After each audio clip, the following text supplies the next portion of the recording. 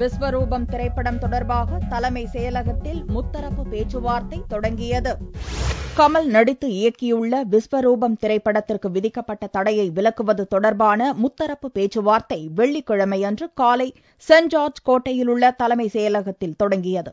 உள்துறை செயலாளர் ராஜகோபால் தலைமையில் நடந்த இந்த பேச்சுவார்த்தையில் நடிகர் கமல்ஹாசன் தரப்பில் அவரது சகோதரரும் ராஜ்கமல் பிலிம்ஸ் பங்குதாரரும் விஸ்வரூபம் படத்தின் தயாரிப்பாளருமான சந்திரஹாசன், முஸ்லிம் அமைப்புகளின் பிரதிநிதிகள், சென்னை போலீஸ் கமிஷனர் ஆகியோர் கலந்து கொண்டனர். முதல்கட்ட பேச்சுவார்த்தையின் போது படத்தில் ஆட்சேபத்துக்குரிய 9 நிமிட காட்சிகளை நீக்க வேண்டும் என்று முஸ்லிம் பிரதிநிதிகள் தரப்பில் வலியுறுத்தப்பட்டது. இது தொடர்பாக அடுத்த சுற்று பேச்சுவார்த்தை தொடரும் என்று தெரிவிக்கப்பட்டுள்ளது.